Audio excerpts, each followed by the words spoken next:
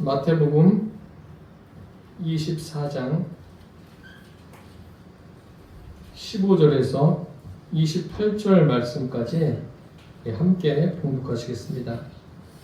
그러므로 너희가 선지자 다니엘이 말한 바 멸망에 가증한 것이 거룩한 곳에 선 것을 보거든 읽는 자는 깨달을진저 그때에 유대에 있는 자들은 산으로 도망할지어다. 지붕 위에 있는 자는 집 안에 있는 물건을 가지러 내려가지 말며 밭에 있는 자는 겉옷을 가지러 뒤로 돌이키지 말지어다. 그날에는 아이된 자들과 젖먹이는 자들에게 화가 있으리로다. 너희가 도망하는 일이 겨울이나 안식일에 되지 않도록 기도하라. 이는 그때에 큰 혼란이 있겠습니다. 창세로부터 지금까지 이런 혼란이 없었고 후에도 없으리라. 그 날들을 감하지 아니하면 모든 육체가 구원을 얻지 못할 것이나 그러나 택하신 자들을 위하여 그 날을 감하시리라. 그때 사람이 너희에게 말하되 보라 그리스도가 여기 있다 혹은 저기 있다 하여도 믿지 말라. 거짓 그리스도들과 거짓 선지자들이 일어나 큰 표적과 기사를 보여 할 수만 있으면 택하신 자들도 미혹하리라. 보라 내가 너희에게 미리 말하였노라.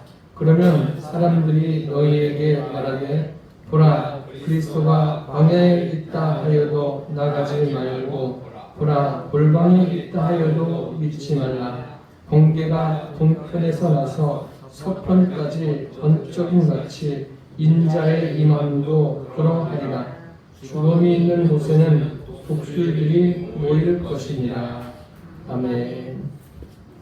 마태복음 24장 15절에서 28절 말씀으로 환난을 피하라 이런 제목으로 함께 은혜를 나누겠습니다.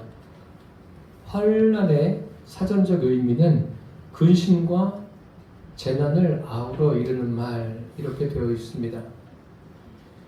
우리는 인생을 살면서 피해야 할 것이 많습니다. 여러분들이 지금까지 살아오면서 내가 어떤 것들을 피해서 왔다. 또 앞으로도 인생을 살아가면서 무엇인가 내가 피해야 할 것이 있지 않습니까? 참 많습니다. 지금 여름 아닙니까? 아주 굉장히 덥죠? 더위를 피해야 돼요. 이것도 피할 것 중에 하나 아닙니까? 우리 육신의 건강을 위해서 더위를 피해야 됩니다. 예수님께서도 우리가 인생을 살면서 피해야 할 것이 무엇인가를 말씀해주고 있습니다. 피해야 할 것이 무엇이냐면 앞으로 현재도 그렇고 과거에도 그렇고 이제 모든 인생들이 경험해보지 못한 일들이 일어날 겁니다. 그것을 피하라고 말씀하고 계십니다. 그러면 그것이 도대체 무엇이고 어떻게 피해야 되는가를 말씀드리려고 합니다. 첫째로 이 세상은 종말이 있습니다. 우리가 살고 있는 지구를 포함한 우주가 영원할 것이다. 영원히 존재할 것이다. 아니면 이것은 언젠간 망할 것이다. 이것에 대해서 학자들의 의견이 분분합니다. 분분해서 영원히 존재하는 것에 무게를 두는 사람이 좀 많이 있습니다. 태양의 온도가 식어가고 그 빙하가 녹고 있는데 그러면 자연 환경을 좀 개선하고 대체 연료를 잘 만들면 그래도 이 세계가 존립할 수 있다. 그렇게 말하고 있습니다. 그러면 하나님의 생각은 어떠할까요?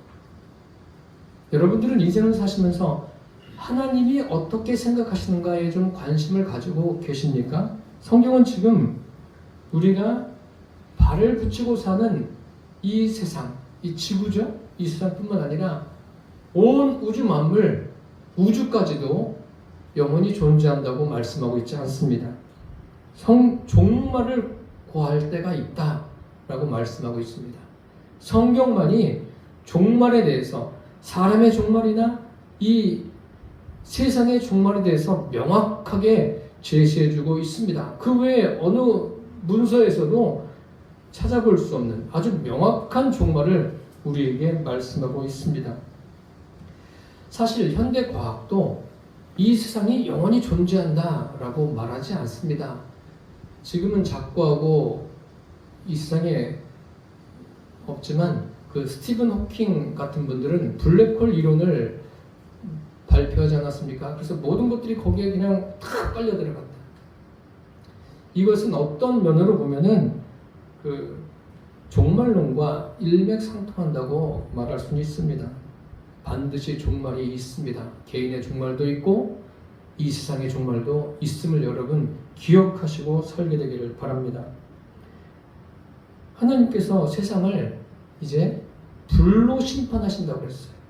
불로 심판하신다고 하니까 여러분들이 핵무기를 연상하는데 핵무기 종류가 아닙니다. 핵무기는 부분적으로 지구에 어떤 손상을 입힐 수 있지만 지구 전체를 망하게 할 수는 없습니다. 그거보다 더 강력한 거예요. 강력한 것이 있는 거예요. 이 지구라는 것은 하나님이 세상을 창조한 이후부터 환란의 역사예요. 환란이 얼마나 많았습니까? 그 대표적인 예가 노아 홍수가 큰 환란 아닙니까? 노아 홍수 성경을 보면서 어떤 사람들은 그것은 그냥 지어낸 이야기다. 또 무협지에서 나올 만한 이야기다. 뭐 그렇게 이야기하는 사람도 있는데 그렇지 않습니다. 이것은 역사적인 사실이고 과학자들이 역사적인 사실임을 증명해 놓고 있습니다. 이 홍수가 얼마나 큰 일이었습니까? 여러분 혹시 기억하십니까? 2024년도에 지금 24년이니까 한 20년 전이죠. 인도네시아에서 일어난 쓰나미. 무려 22만 7,898명이 사망했습니다. 아주 엄청난 그 지진과 해일로 인명피해를 입었어요. 매우 끔찍한 일이죠.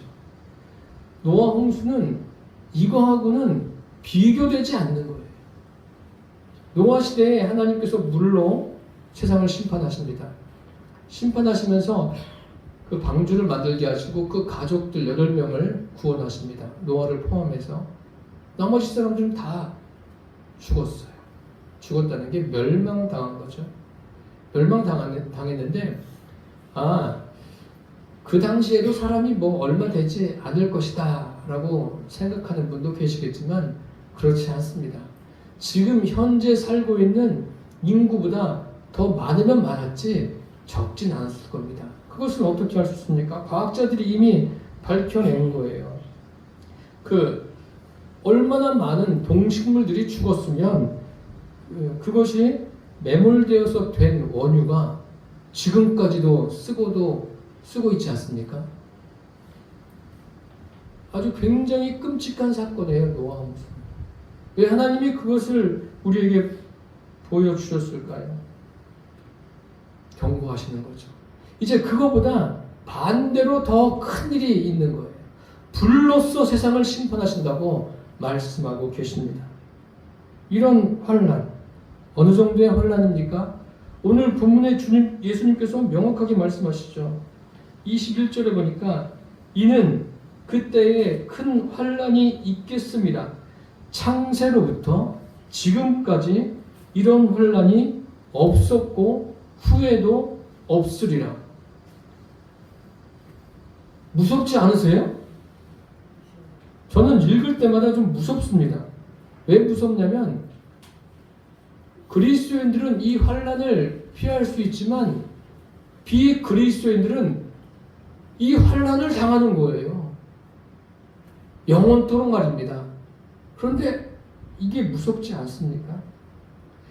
그 불로서 당하는 환란들. 요즘에도 여름인데도 화재가 일어나지 않습니까? 화재 때문에 인명피해가 최근에도 있었고 참 안타깝습니다. 그런 것들을 보면 그 불이 얼마나 무섭습니까? 소돔과 고모라도 불과 유황이 막 내려가지고 멸망한 도시 아닙니까? 불과 유황이 내린 그 도시. 그 이스라엘에 가면 사해라는 곳이 있습니다. 사해는 그 해면보다 몇백 미터 낮아요. 낮고 거기에는 아무것도 자랄 수가 없습니다. 그곳이 어떤 자리냐면 소돔과 고모라의 불과 유황이 떨어진 자리가 사해입니다. 그러니까 불로서 심판하신다. 이것은 보통 끔찍한 일이 아니고 보통 무서운 일이 아니에요. 여러분들이 인생을 살면서 나름대로 고난을 겪고 어려운 일을 겪었지만 그거하고는 비교할 수 없는 거예요. 그런 고난, 고통, 환난과는 비교할 수 없는 그러한 환난들이 불로써 임하는 거예요. 그 보신 분들도 있겠지만 폼페이 최후의 날 저는 책으로도 보고 영화로도 봤는데 어떻습니까? 불로써 심판하는 끔찍하고 무섭지 않습니까? 과거 우리 이 지구상에 있었던 세계 1차 대전, 2차 대전도 얼마나 무서웠습니까? 저는 직접 겪진 않았지만 겪은 분들도 무섭고 겪은 그 후유증도 얼마나 많습니까? 이 마지막 때, 종말일 때 다가올 환난은 지금까지 겪었던 환난하고는 비교할 수 없음을 여러분 아시기를 바랍니다. 예수님께서도 이 환난에 대해서 미리 다양하게 말씀해주고 계십니다. 창세 이래 이와 같은 환난을 없을 것이고 이후에도 없을 것이다. 이 경고를 마음에 새기고 살아가시기를 바랍니다. 둘째로 종말을 준비해야 하는 이유가 있습니다. 이 환난이란 것은 갑작스럽게 오는 거예요. 물론 주님이 미리 말씀하시고 예고하셨지만 언제, 어느 시간에 오는 것은 아무도 몰라요. 갑자기 오는 거예요. 그래서 준비하지 않으면 안 됩니다. 오늘 20절에 보니까 너희가 도망하는 일이 겨울에나 안식일에 되지 않도록 기도하라. 기도해서 날짜를 바꿔라. 그런 의미는 아닙니다. 다시 말씀드리면 무슨 말이냐면 유대인들은 안식일을 지키지 않습니까? 안식일에는 아무것도 하지 않아요. 움직이려 하지도 않죠. 그대로 그냥 그 현상을 유지하는 거예요. 가만히 있는 거예요. 미리 준비하지 않으면 그날이 딱 왔을 때 환란이 딱 닥쳤을 때 이제 환란이 왔구나 준비해야지 안 된다는 거예요. 그렇게 해서는 절대 되지 않는다는 거예요. 미리 준비하라는 거예요. 굉장히 지금 급하다는 거예요. 세상에서 가장 급한 것이 이 종말을 준비하는 거예요. 환란의 때를 준비하는 게 가장 급한 거예요.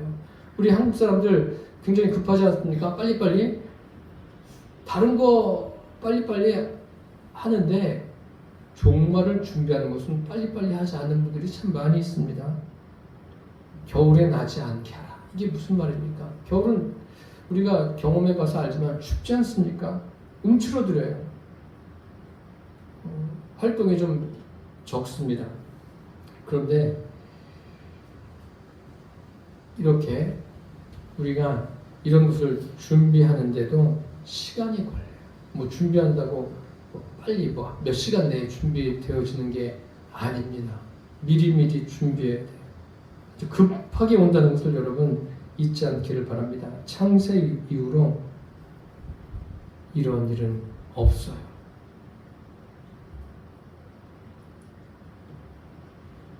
예수님은 준비의 중요성을 오늘 본문을 통해서 말씀하고 계십니다.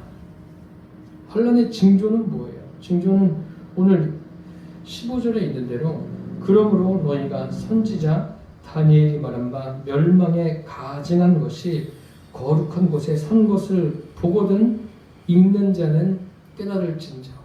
멸망에 가증한 것이 거룩한 곳에 서거든. 거룩한 곳이 어디입니까? 어떤 목회자는 거룩한 곳이 이 강단이라고 말합니다. 강단에서 말씀이 잘못 선포되어지는 것. 이것이 멸망에 가증한 것이라고 말하는데 그것도 그럴 수는 있습니다. 그런데 거룩한 곳이 뭐예요? 하나님이 계셔야 될 곳이 거룩한 곳이에요. 하나님이 계셔야 될 곳에 하나님이 계시지 않고 멸망에 가증한 것이 그 자리를 대신하는 것. 그때가 이제 환난의 징조라는 거예요. 이제 환난은 멀지 않았어요. 언제가 될지 모르지만 우리 앞에 임박해 있습니다. 이것을 여러분 생각해 보시기를 바랍니다. 그래서 오늘 말씀에 그 멸망에 가증한 것이 도대체 무엇인가 16절부터 19절까지 말씀하고 있지 않습니까? 16절을 보니까 그때 유대에 있는 자들은 산으로 도망할지어다. 유대에 있는 자들, 다시 말씀드리면 왜 유대에 있는 자들을 예수님께서 언급하십니까? 유대적인 요소가 구원의 조건이 될 수는 없다는 거예요. 유대인들은 어떤 생각을 갖고 있습니까? 선민 사상을 갖고 있고 또 성전을 굉장히 중시하고 있습니다. 성전 예배를 중시하고 있어요. 그것이 구원의 조건이 아니라는 거예요. 이것을 여러분 잘 그 정리를 하고 계셔야 돼요. 유대에 있는 자들은 산으로 도망하라. 그렇게 말씀하고 있습니다. 이 말씀을 하신 것은 유대인들이 가지고 있는 그 생각대로 하나님을 지금 섬기고 있지 않습니까? 그것이 구원의 조건이 되는 게 아니에요. 환난을 피하는데 준비의 요건이 될 수가 없다는 거예요. 그리고 17절에 지붕 위에 있는 자는 집 안에 있는 물건을 가지러 내려가지 말며. 물건을 가지러 내려가지 말라. 이것은 무엇을 의미하냐면 재물을 의미하고 있는 거예요. 재물이 구원의 요소가 되지 않습니다. 그리고 18절에 밭에 있는 자는 겉옷을 가지러 뒤로 돌이키지 말지어다. 무슨 말씀입니까? 구원이라는 것은 겉옷으로 되는 게 아니에요. 다른 사람이 겉옷이 뭐예요? 나를 어떻게 보는가? 이것으로 되는 게 아니에요. 아, 저 사람은 참 착해. 저 사람은 참 성실해. 저 사람은 청렴 결백한 사람이야. 저 사람은 참 인기가 많아. 저 사람은 참 다른 사람들에게 굉장히 친절해. 저 사람은 윤리도덕적으로 굉장히 뛰어난 사람이야. 이게 뭐예요? 이게 멸망에 가증한 것이에요. 이것으로 구원이 요건이 되지 않는다는 거예요. 예수님이 지금 그것을 말씀하고 있는 거예요. 그래서 여러분, 이 겉이 중요한 게 아니에요. 여러분의 속이 어떻습니까? 저는 여러분의 속을 알 수가 없어요. 그렇지만 주님은 뭐예요? 우리의 겉을 본 게 아니라 중심을 보시고 우리의 속을 보십니다. 그래서 저는 주님을 섬기는 게 때로는 두려운 거예요. 성도들을 볼 때 때로는 두려운 마음이 드는 경우들도 있어요. 주님은 우리의 중심을 보세요. 그리고 19절에 보세요. 아주 끔찍한 말씀이 나오죠. 그날에는 아이벤 자들과 젖먹이는 자들에게 화가 있으리로다. 왜 이런 말씀을 하셨을까요? 아이벤 자들과 젖먹이는 자들에게. 아이벤 자들과 젖먹이는 자들 어디에 관심이 있습니까? 뱃속에 있는 아기에게 관심이 있죠. 이것은 당연한 거예요. 그리고 젖먹이는 자들도 그 아기에게 관심이 있어요. 근데 왜 예수님이 왜 이렇게 말씀하셨을까요? 이게 뭐냐면 인간이 사랑할 수 있는 최고의 극치, 인간 애를 말하고 있는 거예요. 인간 애로도 안 된다는 거예요. 인간 애로도 구원받을 수가 없다는 거예요. 고린도전서 13장에 보면 이런 말씀이 있죠.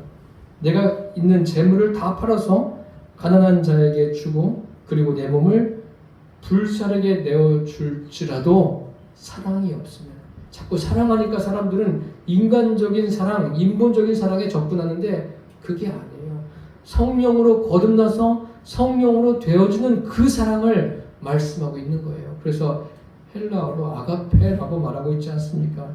이런 것들이 인간애가 구원받을 수 있는 조건이 될 수 없다는 거예요. 사람들은 그래서 인간적으로 굉장히 잘하려고 했었는데 잘하지 말라는 이야기가 아니에요. 잘해야 되는데 그게 구원의 조건은 아니라는 거예요. 그것 역시 그게 하나님의 자리에 있으면 하나님은 뭐라고 말씀하세요? 예수님이 멸망에 가증한 것이라고 말씀하고 있어요. 제 이야기가 아니에요. 주님이 그래요. 주님이 가증하게 여기시는 거예요. 그러니 얼마나 이게 무서운 말씀입니까? 인간애가 구원받는 길은 아닙니다. 24절 보십시오. 거짓 그리스도들과 거짓 선지자들이 일어나 큰 표적과 기사를 보여 할 수만 있으면 택하신 자들도 미혹하리라. 어떤 표적과 어떤 희한한 능력들이 구원의 조건이 아니라는 거예요. 제가 신학교 다닐 때 그런 이야기들을 나눈 적이 있어요. 그 주님을 만난 것에 대해서 이야기하십시오. 이야기하니까 대부분 뭘 이야기하냐면 자기가 본 표적들을 이야기해요. 그게 바로 믿음의 수준이죠. 신학생들이 무슨 믿음이 얼마나 뛰어나겠습니까? 그냥 뜨거워서 그냥 뜨거운 마음이 생겨가지고 신학교에 온 거지. 그런 것이 제대로 정립되어 있지 않은 거죠. 표적과 어떤 희한한 능력들이 구원의 조건이 되지 않습니다. 이건 모두 다 멸망에 가증한 것, 거짓 선지자와 같은 거예요. 예수님께서 지금 이것을 이렇게 나열하신 이유는 뭐예요? 이것은 가짜라는 거예요. 이것은 복음이 아니라는 거죠. 구원은 인본적인 방법으로 되지 않음을 주님께서 명확하게 성경에 제시하고 있습니다. 끝으로 종말을 어떻게 준비해야 하는지를 알려주십니다. 예수님은 종말이 있을 것이고 종말을 준비해야 됨을 말씀하셨고 또 그러면 어떻게 준비해야 되는가? 그것도 알아야 되지 않습니까? 그날에 임할 환난을 피하라고 말씀하십니다. 환난을 피해야 돼요. 그리고 그 구원에 이르는 길, 그것까지도 말씀해 주십니다. 제가 말씀드렸지만 불쌍한 사람들을 돕는 것, 어려운 사람들에게 힘을 다해 돕는 것 필요합니다. 인간적으로 사람들에게 친절하게 하는 것 필요합니다. 그렇지만 그것은 구원의 조건이 되지 않습니다. 오직 유일한 조건이 뭐냐? 다른 거 없어요. 예수님 말씀하신 대로 예수님을 만나야 합니다. 예수님을 만나는 게 구원의 조건이에요.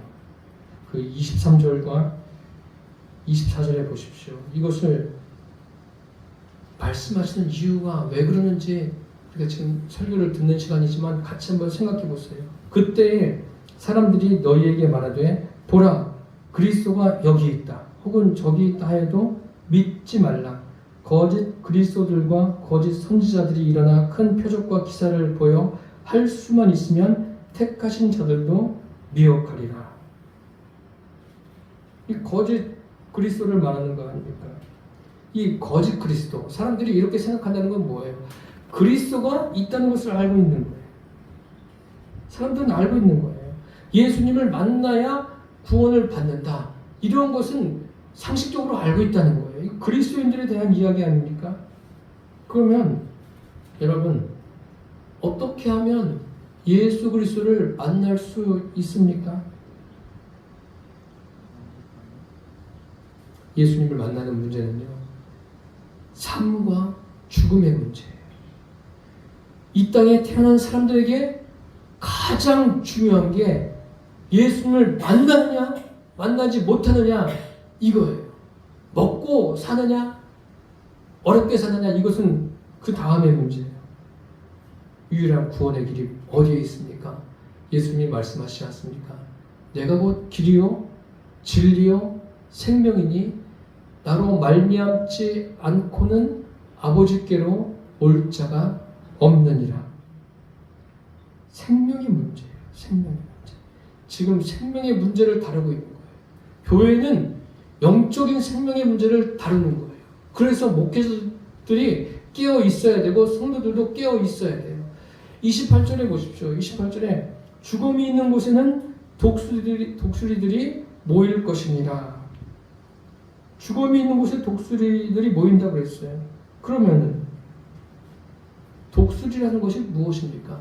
본문의 이 문맥으로 보면 사람이 왜 환난을 당합니까? 독수리들은 죽음이 있는 곳에 뭐예요? 왜 환난을 당하냐면 죽었기 때문에 환난을 당하는 거예요. 목사님, 죽은 사람이 무슨 환난을 당합니까? 예수의 생명이 그 심령에 없는 사람이 죽은 사람이에요. 마태복음 8장에 보면 그런 내용이 나와요. 제자 중에 하나가 선생님, 제 아버지가 돌아가셨습니다. 아버지를 장사 지내고 오겠습니다. 그러면 아버지 장사 지내고 와라. 이게 맞는 거 아니에요? 예수님이 뭐라고 말씀하십니까? 죽은 자들로 죽은 자를 장사하게 하라. 그리고 너는 나를 따르라. 죽은 자들이라고 표현해요. 아니, 죽은 사람은 죽은 사람이지만 사는 사람들도 죽은 자라고 그래요. 이게 뭐예요? 우리는 지금 이 땅에 살아서 막 움직이는 사람들 다 살아있다고 그러지 않습니까? 예수님이 뭐라고 그래요?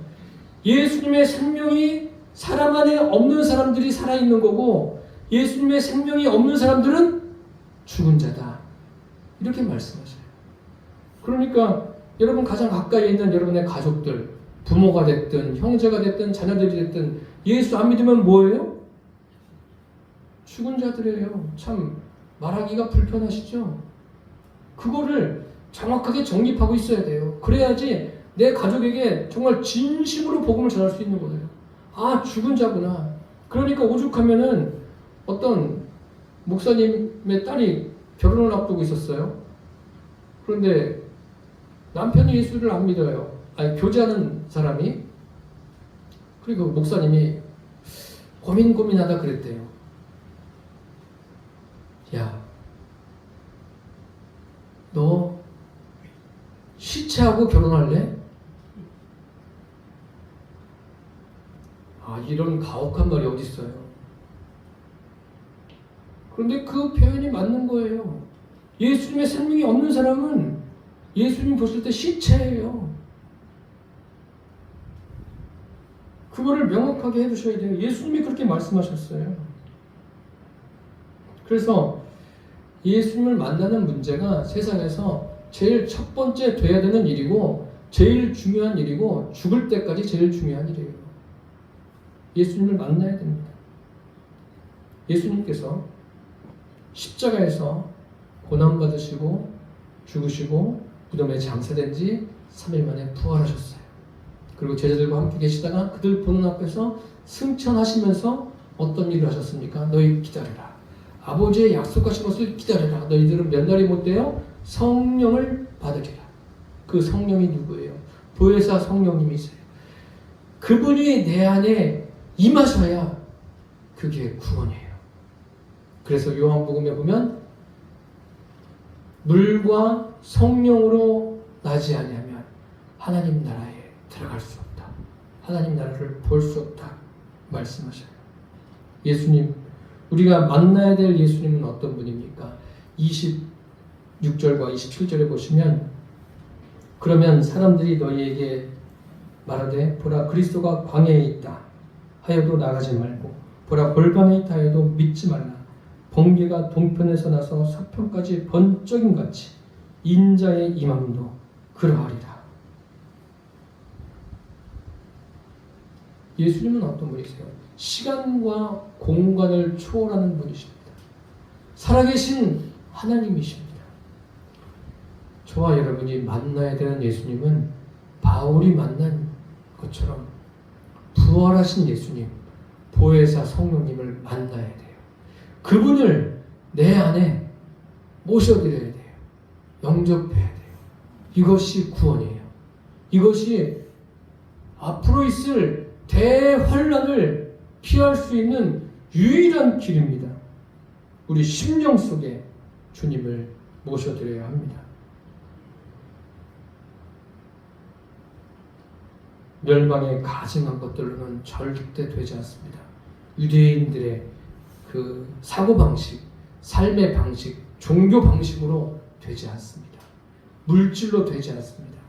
인간이 가지고 있는 어떤 인격으로, 성품으로 절대 되지 않습니다.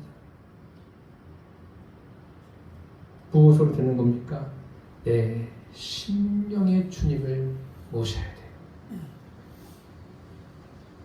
19절에 아이벤 자들과 젖먹이는 자들에게 화가 있다. 이들의 관심이 이 부모의, 엄마의 인간애가 얼마나 강합니까? 세상에서 가장 강한 것이 엄마의 인간애예요. 뱃속에 있는 아이, 젖먹이는 아이 얼마나 최선을 다해서 엄마가 키웁니까? 그런데 그들에게 화가 있다고 해요. 왜 예수님께서 이렇게 말씀하셨을까요? 관심사가 뭐예요?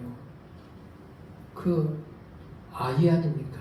아이인데 우리가 한 단계 더 깊이 생각해서 가져야 될 관심이 뭐예요? 아이의 심령에 관심을 가져야 됩니다. 아이의 심령. 내 심령에도 관심을 갖고 아이의 심령에 관심을 가져야 돼요. 자녀들 둔 부모들이 꼭 기억해야 될 것은 내 자녀들의 그 심령에 관심을 가지십시오. 주님이 원하시는 바입니다. 그리고 저와 여러분이 이제 그리스도인으로서 살아가면서 어떻게 하면 저 사람의 심령에 주님이 계시게 하실까? 이것에 관심을 가지십시오. 이것이 전도예요. 이것이 복음을 전하는 거예요. 살아가는데 어려우니까 물질로 확 도와주고 먹는 것도 그냥 막 공급해주고 부모니까 해야죠. 필요합니다. 필요한데 그것보다 더 중요하고 반드시 해야 되는 것은 그 사람의 심령 가운데 어떻게 하면 주님이 계시게 하실까? 그래서 우리가 가족 구원을 위해서 기도하는 거 아닙니까? 주님께. 주님께서 역사하셔서 저 사람의 심령 가운데 주님 임하여 주옵소서. 주님을 영접하는 역사가 있게 해주십시오라고 기도하는 거 아니에요. 그리고 한 가지. 주님께 나아가는데 걸림돌이 되는 이것들을 내버리십시오. 오늘 예수님께서 멸망에 가증한 것을 몇 가지로 말씀하시지 않습니까?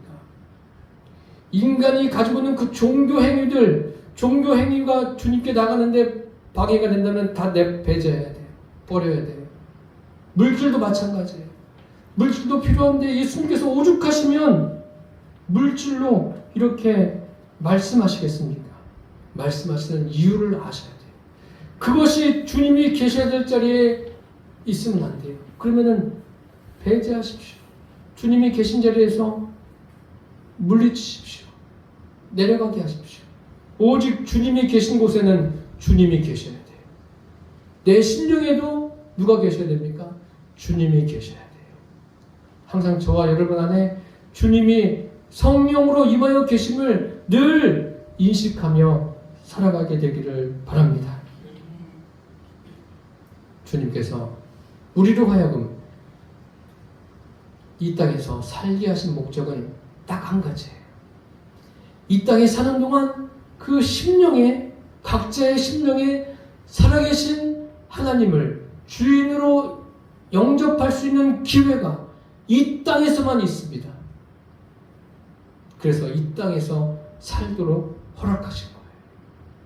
이제 우리 안에 주님을 모시고 내 심령에 주님이 주인 되어 살아가는 성도 여러분 주변에 예수의 생명이 없는 분들에게 예수의 생명을 반드시 전하십시오. 그래서 저와 여러분이 누리고 있는 주님이 주신 이 생명을 주변에 있는 분들도 함께 누리게 되는, 그래서 대환란의 때에 그 환란을 피할 수 있는 그러한 그리스도인으로서 세워져서 주님 기뻐하시는 그 삶을 살게 되시기를 축복합니다. 기도하겠습니다. 살아계신 주님, 멸망에 가증한 것들을 따르던 우리에게 복음의 참 진리를 깨닫게 해주시고 주님이 주신 복음의 원리 가운데 거하게 하셔서 감사합니다. 항상 우리 심령에 주님이 계심을 의식하며 심령 깊은 곳에서 또 일상에서 주님을 만나며 살게 하여 주옵소서. 우리로 하여금 앞으로 있을 대환란을 미리 준비케 해주셔서 감사합니다. 아버지, 아직까지 그것을 준비하지 못하고 사는 불쌍한 우리의 부모, 형제, 자녀들에게 주께서 역사해 주옵소서. 그들도 이 대환란을 미리 준비할 수 있도록 성령님 긍휼을 베풀어 주옵소서. 예수님의 이름으로 기도드립니다. 아멘.